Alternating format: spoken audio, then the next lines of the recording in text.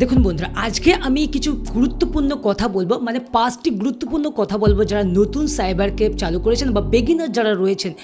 কিছু কাজ রয়েছে যে কাজগুলো আপনাদের কিন্তু একদমই করা যাবে না। আপনাদের সাইবার ক্যাফকে যদি আপনি নিরাপদে রাখতে চান বা আপনি কোনো ঝামেলায় যদি পড়তে না চান, তাহলে কিন্তু আমার ভিডিওটা দেখুন এবং যে 5টি কাজ না করার কথা বলবো সেই কাজগুলো আপনি ভালো করে বুঝুন। কি কাজ করলে আপনি প্রবলেমে পড়তে পারেন বা এই কাজগুলো থেকে আপনাকে কিন্তু দূরে থাকতে হবে। দেখুন, এই কাজগুলো যেগুলোর কথা আমি বলছি, যে 5টি কথা বলছি, গুরুত্বপূর্ণ বিষয় যেগুলো আপনাদের করা যাবে না।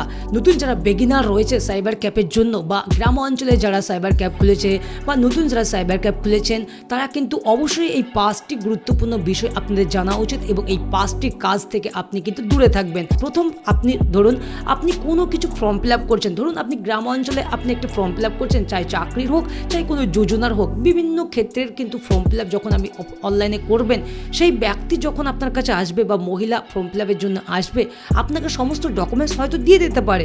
উনি হয়তো অত কিছু বোঝেন না বা বোঝে আর কি, আপনি সেই সম্পর্কে জানেন না, সেই সম্পর্কে ওনার অত জ্ঞান নেই। সেই ক্ষেত্রে আপনি যখন ফর্মটি ফিল আপ করবেন, ওনার ডকুমেন্টস অনুযায়ী সমস্ত ডিটেলস আপনাকে ভালো করে খুঁটিয়ে দেখবেন এবং অবশ্যই আপনি লাস্টে সাবমিট করার আগে এটা মাথায় রাখবেন, যখন আপনি ফর্মটি ফাইনাল সাবমিট করবেন, যে ফাইনাল সাবমিট করলে আর আপনি এডিট করতে পারবেন না, তার আগে কিন্তু অবশ্যই আপনি যদি সেই ব্যক্তি কিছু না বোঝে, তাহলে কিন্তু আপনাকে অবশ্যই ভালো করে খুঁটিয়ে দেখে নিতে হবে। এবং সেই ব্যক্তি যদি ডেস্কটপ দেখতে পারে, মানে ডেস্কটপের যে লেখাগুলো থাকবে, যে ডিটেলসগুলো ইনপুট করলেন, তাকে একবার অবশ্যই প্রিভিউ দেখিয়ে দেবেন, যে দাদা একটু দেখে নিন আপনার যা যা ডিটেলস আমি ইনপুট করেছি, আপনার নাম, আপনার ডেট অফ বার্থ, আপনার ডিটেলস, আপনার ব্যাঙ্ক অ্যাকাউন্ট ডিটেলস, আপনার অ্যাড্রেস, সমস্ত কিছু ঠিক রয়েছে কিনা। তারপরেই কিন্তু ওই ব্যক্তি যখন বলবে হ্যাঁ দাদা দেখে নিলাম আমি, সমস্ত ডিটেলস ঠিক রয়েছে, এবার আপনি সাবমিট করুন, তারপরেই কিন্তু আপনি সাবমিট করবেন।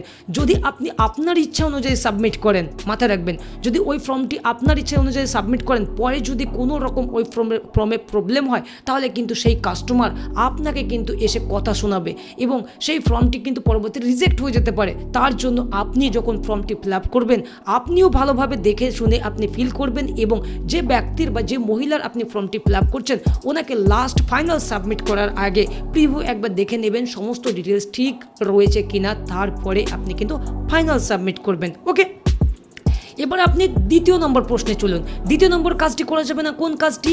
ধরুন আপনি ফটোশপ জানেন, ফটোশপে ভালো কিন্তু আপনার স্কিল রয়েছে, ফটোশপের বিভিন্ন ধরনের স্কিল আপনার রয়েছে, যেমন ডকুমেন্টস আপনার ডুপ্লিকেট করা বা বিভিন্ন ধরনের ডকুমেন্টসে নাম চেঞ্জ করা, এই সমস্ত কাজ থেকে কিন্তু আপনাকে দূরে থাকতে হবে।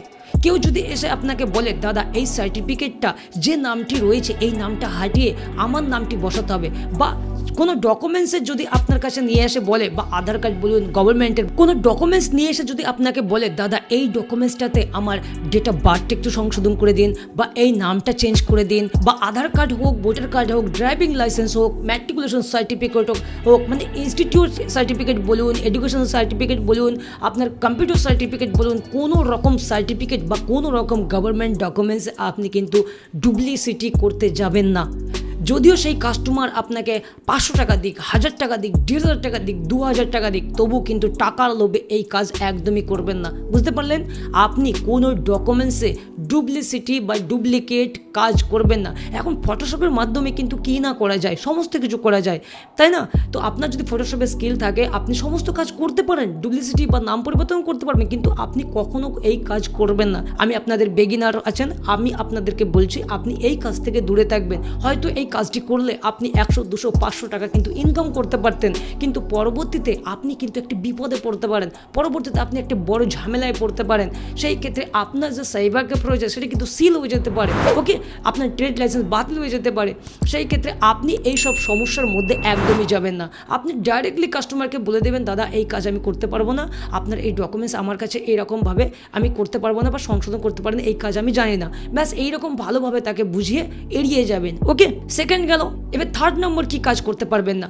ধরুন আপনি ফটোর কাজ করেন, মানে ফটোশপের কাজ করেন, বা আপনি পাসপোর্ট সাইজ ফটো বার করেন। এবার কোনো কাস্টমার, আপনি গ্রাম অঞ্চলে হোক বা শহর অঞ্চলে বা যেখানেই হোক না কেন, কোনো কাস্টমার আপনার কাছে ফটো তুলতে এসেছে, মানে আপনি ফটো বার করে দেবেন, চাই পাসপোর্ট সাইজের ফটো করতে এসেছে, চাই সে 2 কপি করুক, চাই 3 কপি করুক, চাই 6 কপি করুক।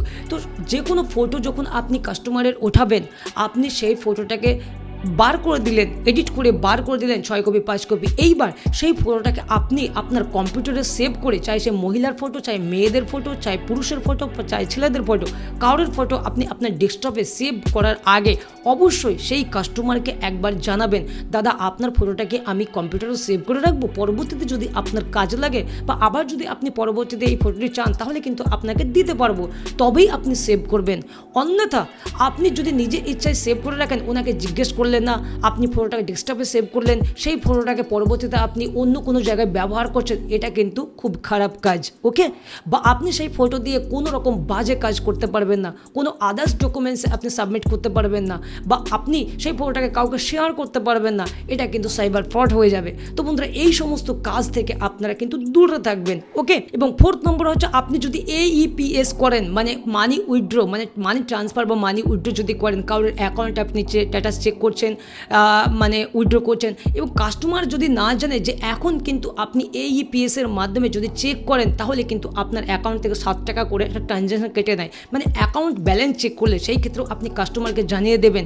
অনেক কাস্টমার বয়স্ক মানুষ থাকে, ওনারা বুঝে না, বা অনেক ব্যক্তিও থাকে যারা বুঝেন না, জানেন না সেই বিষয়ে, আপনি কিন্তু তাদেরকে বলে দেবেন যে এই টাকা এটা চেক করার কারণে কিন্তু আপনার অ্যাকাউন্ট থেকে এত টাকা মাইনাস হবে, এবং আপনি কাস্টমারের কাছ থেকে 5-10 টাকা নিতে পারেন, সেটা কিন্তু আলাদা ব্যাপার, কিন্তু তবুও আপনি অবশ্যই একবার কাস্টমারকে জানিয়ে দেবেন, না হলে কিন্তু পরবর্তীতে ওই 7 টাকা মাইনাসের কারণেই কিন্তু আপনাকে কথা শোনাতে পারে, তাই না? এইগুলো কিন্তু আপনি বলে দেবেন। এবার 5 নম্বরের লাস্ট হচ্ছে, 5 নম্বর যে কাজটি আপনি করতে পারবেন না সেই কাজটি হচ্ছে, ধরুন আপনি যে এলাকায় বাস করেন বা আপনি সাইবার ক্যাফ চালাচ্ছেন, আপনার কাছে কিন্তু বিভিন্ন ভাইয়েরা বা বিভিন্ন দাদারা কিন্তু আসতে পারে যে দাদা আমার একটা কাজের এক্সপিরিয়েন্স সার্টিফিকেট লাগবে। কাজের এক্সপিরিয়েন্স সার্টিফিকেট চাই সে হোটেল এক্সপিরিয়েন্স হোক, চাই কম্পিউটার এক্সপিরিয়েন্স হোক, চাই আপনার কোম্পানির কোনো এক্সপিরিয়েন্স হোক। সেই ক্ষেত্রে সেই ব্যক্তি কিন্তু আদৌ কোনো কোম্পানির কাজ করেনি, আদৌ কোনো হোটেলের কাজ করেনি, আদৌ কোনো কম্পিউটার সেন্টারে কম্পিউটারের স্কিলও নেই। সেই ক্ষেত্রে আপনাকে বলছে দাদা আমাকে কিন্তু একটা ডুপ্লিকেট সার্টিফিকেট বার করে দিতে হবে। এখন কিন্তু আপনার যদি ChatGPT-তেও একটা ডুপ্লিকেট সার্টিফিকেট বানাতে চান তাহলে কিন্তু অনায়াসে সেখান থেকে বানিয়ে দেবে, কিন্তু তবুও আপনি এইরকম কোনো কাজ করবেন না যে কাজটা ইললিগ্যাল, যে কাজটি ডুপ্লিকেট, সেই ধরনের কাজ কিন্তু আপনি একদমই করতে যাবেন না। ধরুন এক্সপিরিয়েন্স এই ব্যক্তির নেই, তবু আপনি তার ক্ষেত্রে একটি এক্সপিরিয়েন্স সার্টিফিকেট করে দিচ্ছেন কিছু টাকার লোভে, আপনি এই কাজ কিন্তু একদমই করতে যাবেন না। ওকে, এখন কিন্তু বিভিন্ন হোটেলের সার্টিফিকেট অনেক ফরম্যাট থাকে, যেগুলোকে আপনি ইন্টারনেটে সার্চ করলে কিন্তু বিভিন্ন ফরম্যাট আসে।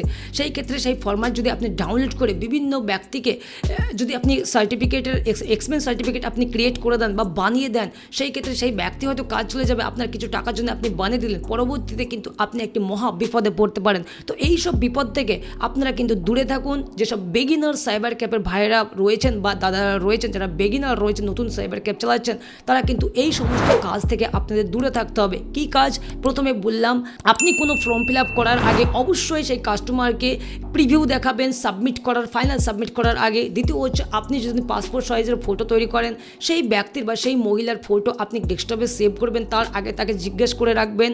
ওকে, তারপর আপনি কোনো ডুপ্লিকেট সার্টিফিকেট ক্রিয়েট করতে পারবেন না, মানে ডুপ্লিকেট সার্টিফিকেট বা ইনলিগাল কোনো কাজ আপনি করতে পারবেন না। এবং আপনি যখন APS করবেন, আপনি APS এর মাধ্যমে যখন টাকা উইথড্র করবেন, অনেক সময় টাকা ফেসে যায়, বা আপনি টাকা উইথড্র করার পর উইথড্রোর সময় আপনি 2-1 টাকা বেশি করে উইথড্র করছেন, এরকম কাজও ভুল করেও করবেন না। ধরুন আপনি কোনো ব্যক্তির টাকা তুলছেন, অনেকের মনে করে হয়তো জানবে না, বুঝবে না, বা আপনি সেই 1000 টাকা তুলতে চাইছে, বা আপনি 1010 টাকা মেরে দিলেন, 15 টাকা মেরে দিলেন, এইরকম কাজও আপনি করবেন না। তো বন্ধুরা আজকের ভিডিও এটাই ছিল যে আপনারা সাইবার ক্যাফ যারা বেগিনার ভাইয়েরা রয়েছেন, সাইবার ক্যাফ চালাচ্ছেন, তারা কিন্তু এই রকম কাজগুলো থেকে আপনাকে দূরে থাকতে হবে। আপনার কাজটিকে বা আপনার সাইবার ক্যাফটিকে যদি আপনি সেফ রাখতে চান এবং আপনার কাজটিকে আরও ভালোভাবে কাস্টমারের কাছে যদি প্রবাহিত করতে চান, তাহলে কিন্তু আপনাকে এই কাজ থেকে দূরে থাকতে হবে এবং আপনাকে কিন্তু একটি সঠিক কাজ কিন্তু কাস্টমারকে প্রোভাইড করতে হবে। মানে আপনি যে কাজটি করবেন সেই কাজটি যাতে আপনার সঠিক এবং নিখুঁত হয়, তবেই কিন্তু কাস্টমার আপনার কাছে দ্বিতীয়বার আসবে, তাই না?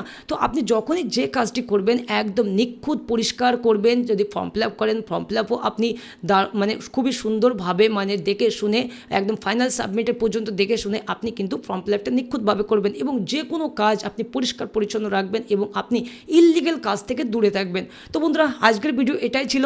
তো আমার ভিডিও যদি ইনফরমেটিভ মনে হয় অবশ্যই চ্যানেলটিকে সাবস্ক্রাইব করবেন। তো সাবস্ক্রাইব করতে ভুলবেন না। ভালো থাকবেন, সুস্থ থাকবেন।